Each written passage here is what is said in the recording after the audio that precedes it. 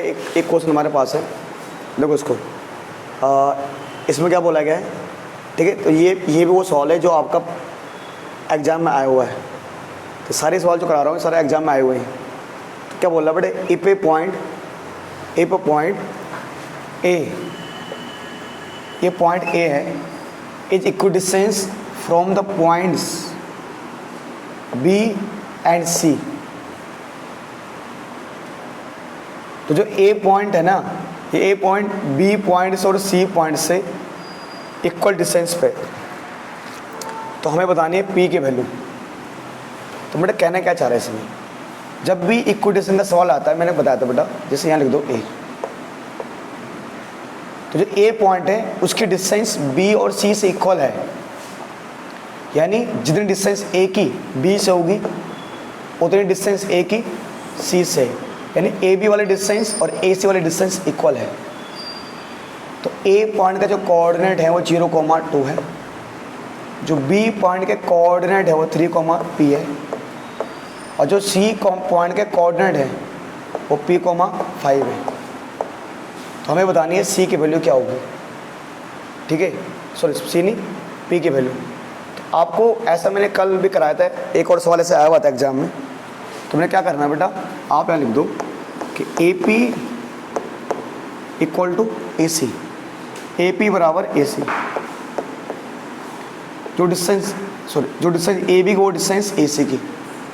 अब अगर आप ए बी की डिस्टेंस निकालने, जो डिस्टेंस ए बी की वो डिस्टेंस ए सी की, आप क्या करेंगे, हम डिस्टेंस फॉर्मूला लगा देंगे सर, यही x2 माइनस x1 का whole square plus y2 minus y1 का होल स्क्वायर।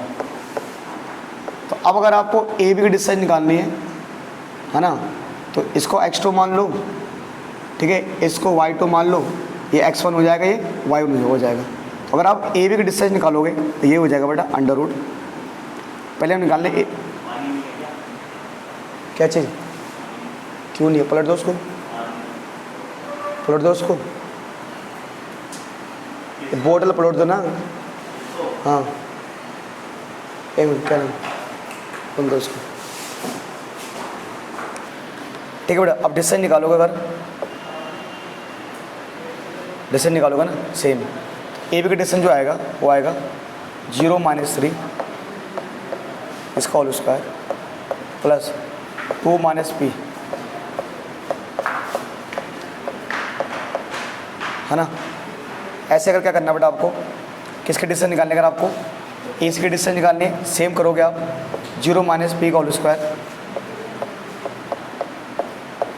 प्लस 2 - 5 का होल स्क्वायर। अब मैंने कहा था बेटा कल आपको, जब भी दोनों साइड स्क्वायर रूट है, समझो हम स्क्वायरिंग बोथ साइड कर देंगे। स्क्वायरिंग बोथ साइड से क्या होगा, ये जो अंडर रूट ना कैंसिल हो जाएगा, तो यहाँ बचेगा, देखो 0 में से कुछ भी घटाओ तो वही नंबर आना है, -3 का स्क्वायर आ जाएगा 2 - p का होल स्क्वायर इक्वल टू क्या, 0 - p, तो -p का होल स्क्वायर, और 2 में से घटाओ 5, क्या बचेगा, -3 का होल स्क्वायर। तो स्क्वायरिंग बोथ साइड किया तो रूट हट गया, -3 का स्क्वायर क्या होता है 9, इसमें लगाओ a - b का होल स्क्वायर, यानी पहले a square plus b square यानी p का स्क्वायर माइनस 2ab, 2 × 2a है और ये b कौन है p, माइनस p का स्क्वायर p स्क्वायर होगा, -3 का स्क्वायर क्या होगा 9।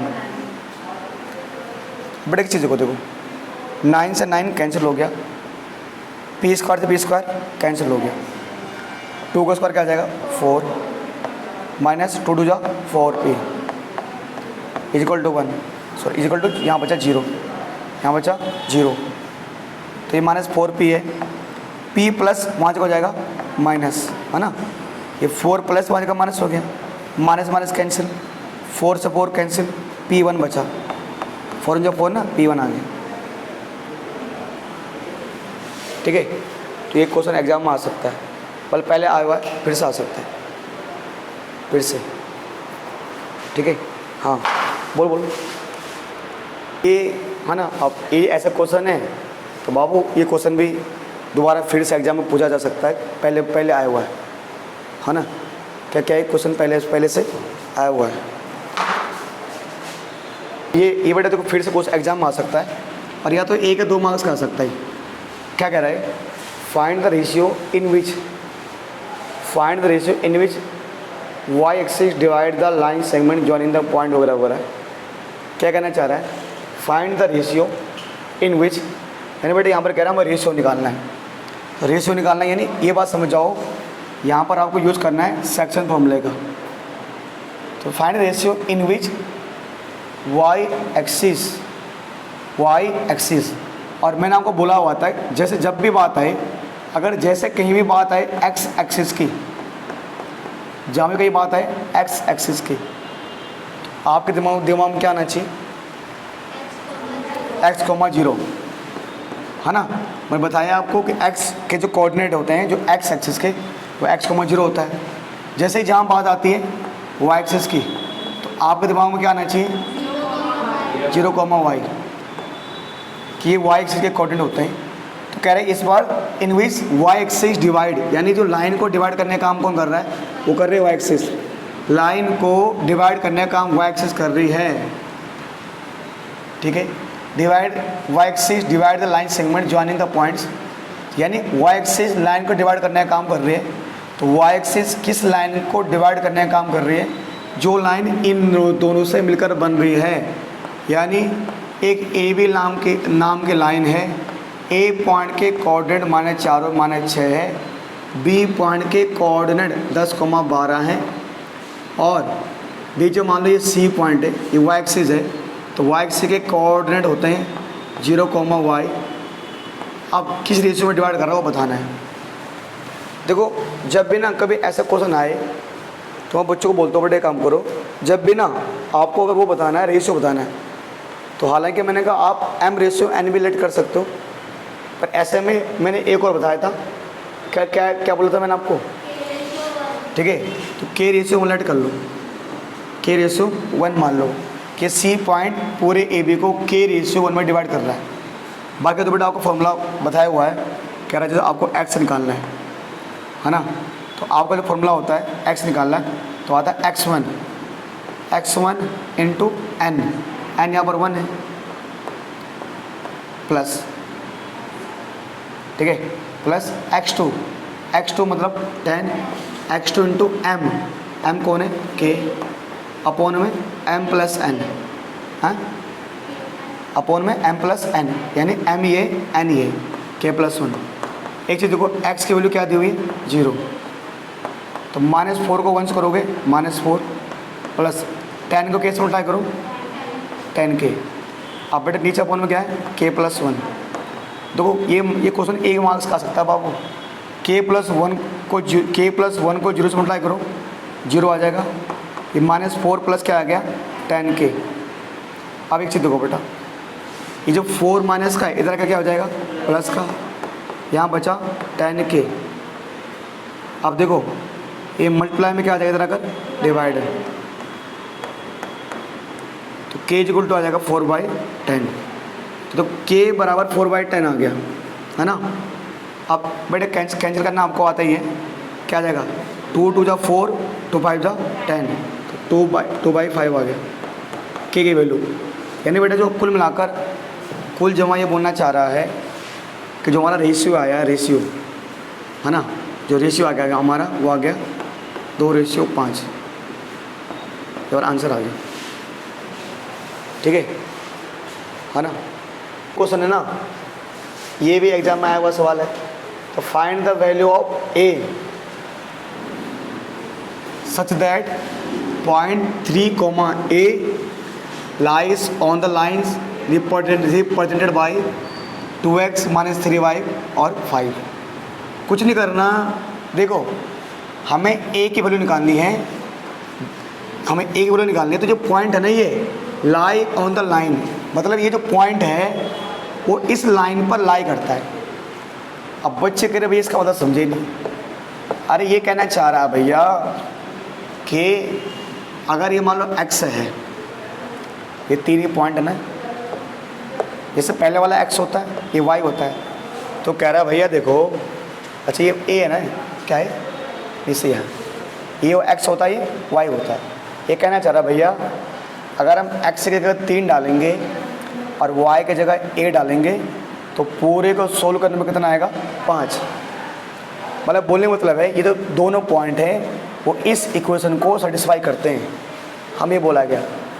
ठीक है, चलिए सर, तो जहाँ पर क्या है x, वहाँ क्या आ जाएगा 3, जहाँ पर y वहाँ a, x की जगह 3 और y की जगह a बराबर 5, 3 दूनी 6 और 3 2 जा 6 बराबर 5। तो क्या हो जाएगा, वहाँ करें माइनस का 6, minus 6 is equal to minus का 1, तो a इज इक्वल टू क्या हो जाएगा 1/6 आ गया है ना। तो ये सवाल बिल्कुल एक नंबर का सवाल है बाबू, और ये एग्जाम में बन सकता है। आपको 4 ऑप्शन दे देगा, एक ऑप्शन a/6, एक माइनस a/6, एक 6 और अगला कुछ भी दे सकता है। ठीक है, इसको कुछ नहीं करना था। ठीक है, थोड़ी गलती ये हो गई है कि इसमें काम करो, यहाँ पर 2 3 6, 3 × a 3a is equal to 5 वो तरीका।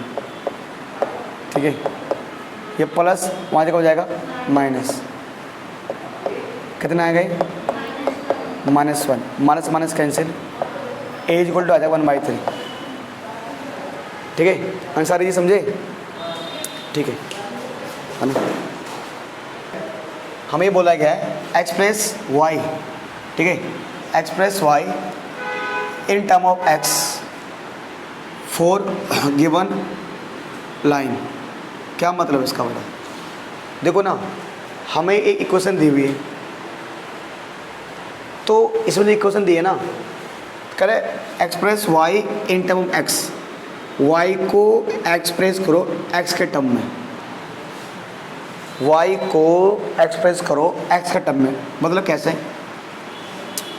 जैसे कहा कि आपको मान लो ऐसे मैंने मानना है कि आपका नाम क्या, आलोक है। अब इस बालक का नाम आलोक है, तो मानो यहाँ कोई बालिका है, तो मैंने कहा आलोक अपने आप को इस बालिका से जोड़ो, कि ऐसा बोलो कि इसका संबंध आपसे निकले। तो आपने कहा सर मैं इस बालिका का भाई हूँ, है ना, मैं इस बालिका का भाई हूँ। तो आपने अपने आप को जोड़ा है ना, यानी कि जब आप अपना परिचय दे रहे हो तो वहाँ पर क्या आ रहा है, इस बालिका का नाम आ रहा है। मान लो इस बालिका का नाम आलोक हो सकता है, आरती हो सकता है, मान लो आरती। मान लो आपका सर मैं आरती का भाई हूँ, यानी आपने अपने आप को किसके फॉर्म में डिफाइन किया है, आरती के फॉर्म में। तो ऐसे ही बोल रहा है कि y को express y in term of x। तो जिसको एक्सप्रेस करना है ना, हमें एक्सप्रेस किसको करना है, y को। जिसको एक्सप्रेस करना हो ना उसकी वैल्यू निकालनी है। y एक्सप्रेस किसको करना है, y को, यानी y की वैल्यू निकालनी है पहले। तो जैसे y तो क्या हो गया, -2x -3y is equal to 7। तो यानी y की वैल्यू निकालने, तो ये काम करो ये ऐसे रहेगा -3y, ये 2x क्या है माइनस, वहाँ जगह हो जाएगा प्लस। हमें y की वैल्यू निकालनी है भाई, y की। अब ना एक्चुअली थोड़ा ये साइड ये थोड़ा ये इधर माइनस के हैं, तो मैं चाहता हूँ y वाला ना माइनस ना रहे। तो अगर मुझे इस पूरे को प्लस करना है ना, अगर मैं चाहता हूँ ये पूरा प्लस हो जाए, एक काम करना पड़ेगा, सबके साइन चेंज कर दो। ये अगर समझ नहीं आया ना तो एक और तरीका करो, हमें y की वैल्यू निकालनी है ना, लो भाई ये 7 प्लस का था, इधर क्या हो जाएगा 3y माइनस का है, उधर जगह हो जाएगा। वैल्यू किसकी निकालनी है, y की, इसलिए 3 मल्टीप्लाई में यहाँ क्या हो जाएगा डिवाइड, -2x -7 अपॉन में 3 आ गया, y की वैल्यू आ गई। कर दिया ना y का एक्सप्रेस, है ना। जिसको एक्सप्रेस करना है ना उसकी वैल्यू निकालनी है। और तो ये आ सकता है एक मार्क्स का, ये अगर ये हो सकता है एक क्वेश्चन ऐसा ना आए, सिंपल आपको बोल दे, कह रहे चेक करो तो 2 और -1 इसके सॉल्यूशन है या नहीं। कह रहे समझे नहीं भैया। अरे कुछ नहीं करना, x की जगह 2 डाल देना है, y की जगह -1 डाल देना है। अगर दोनों साइड बराबर आ रहा होगा तो ठीक है, और नहीं आ रहा होगा तो दोनों साइड इक्वल आ गया तो ये इसका सॉल्यूशन है, और नहीं आ रहा होगा तो इसका सॉल्यूशन नहीं है। तो जहाँ पर x है वहाँ पर आएगा 2, जहाँ पर y है वहाँ आएगा -1 ना। देखो क्या हो जाएगा, 2 2 जा 4, -4 और -7, अपना हमको 3 ना। हमने सही कह रहे हैं, कोई गलती तो नहीं की, ठीक है। क्या हो जाएगा, -11/3। क्या दोनों साइड इक्वल आ रहे हैं, तो ये इसका सॉल्यूशन नहीं है, खत्म। अरे ये इसका सॉल्यूशन नहीं है, ठीक है भाई, है ना। बोले भाई क्वेश्चन है, अभी एग्जाम पूछ लिएगा तो find the distance of -3,4 from x axis. ये -3,4 है ना, इसकी x एक्सिस से क्या डिस्टेंस होगी ये बतानी है। तो ये अगर आप सोचोगे तो सर आपने बताया था कि जैसे हम बात करते हैं x एक्सिस की, तो सर आपने कहा था x एक्सिस मतलब x, 0। तो बाबू थोड़ी सी दिक्कत आ जाएगी अगर इस सवाल को आप ऐसे करोगे ना, ऐसे कि सर डिस्टेंस निकालने x एक्सिस से, तो ये x, 0 हो गया और एक हो जाएगा -3,4। तो इस पर ये माइनस करोगे, इस पर ये माइनस करोगे तो बात ना बन नहीं पाएगी थोड़े से, ठीक है। यहाँ पर बात सही से बन नहीं पाएगी, तो क्या करना पड़ेगा, तो एक काम करना पड़ेगा आपको।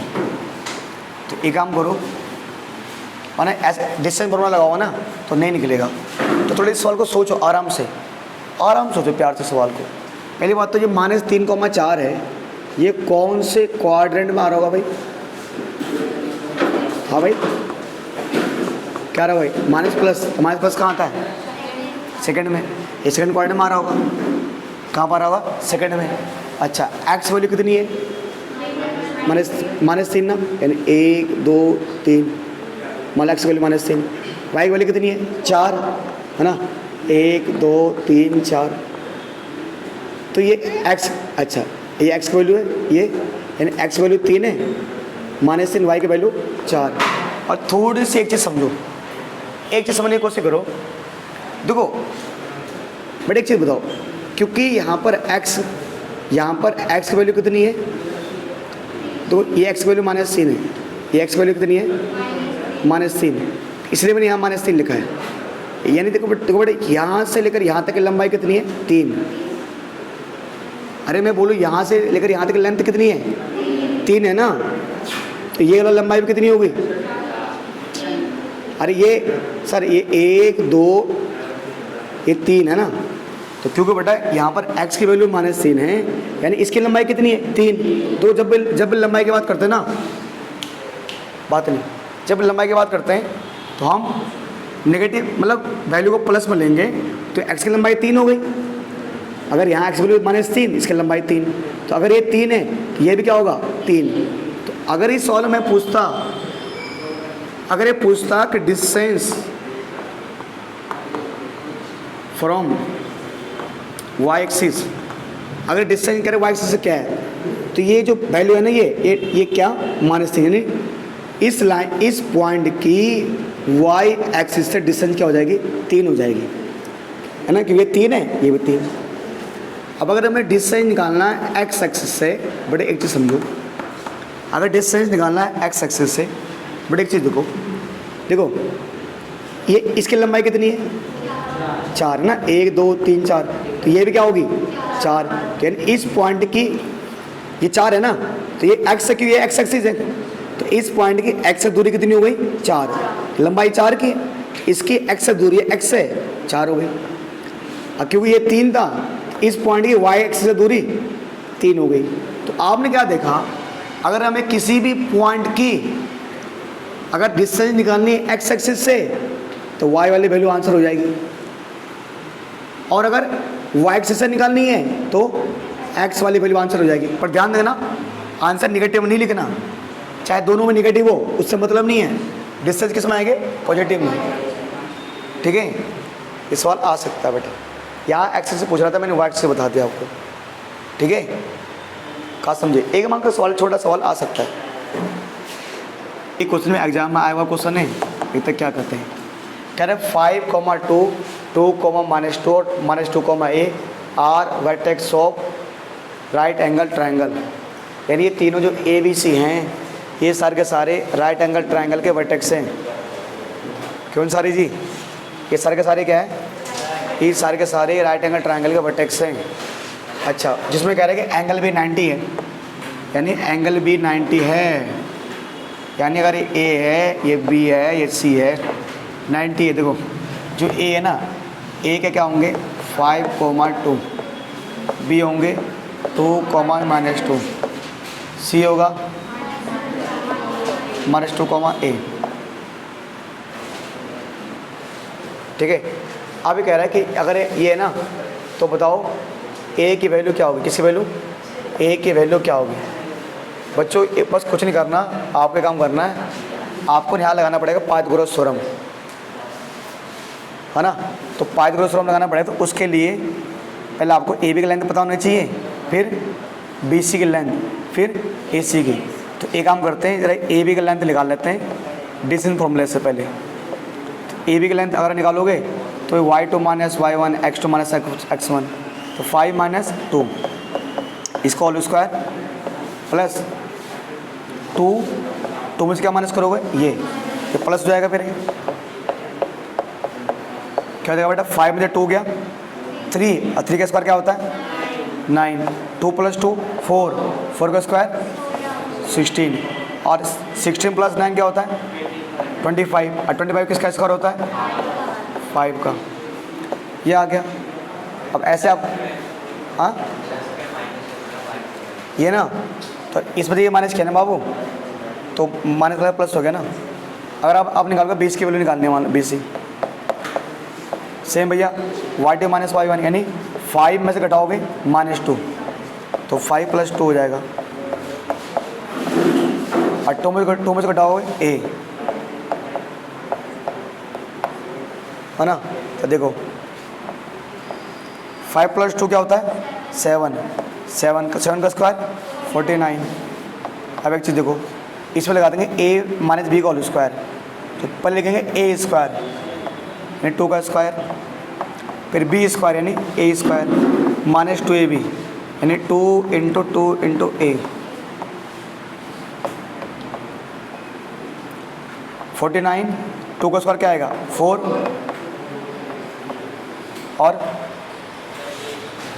और इसका स्क्वायर क्या होगा बेटा? a स्क्वायर ना, और 2 -4 है, बड़ी हो जाएगा 53, पहले a स्क्वायर -4 है ना। ये BC की लेंथ आ गई। उसके बाद नहीं बड़ी किसकी लेंथ आई है? AC की। ये AC आया ना, क्या है? BC नहीं, AC ये AC आया ना, क्या आया? AC। ऐसे क्या निकाल लो? BC। ऐसे BC निकाल लो। तो BC कैसे निकालोगे? सेम करोगे ना, आप कुछ कहीं से कुछ भी कर दो, मान लो ये माइनस से कर दो आप, तो उसे माइनस करो क्या आ जाएगा? प्लस, फिर -2 माइनस से,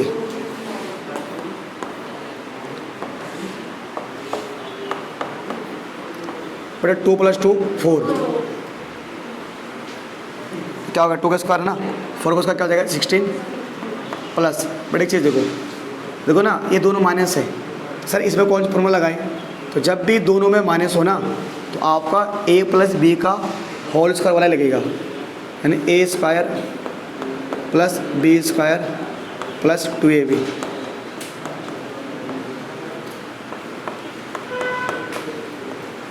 क्या जाएगा बेटे? 16, 2 का square 4, a square 2 × 2 = 4a, 16 × 4 = 20 plus A square plus 4a। अब जरा एक चीज़ बताओ, देखो अब जो पाइथागोरस थ्योरम यूज लिखेंगे ना, by using Pythagoras theorem, by using Pythagoras theorem,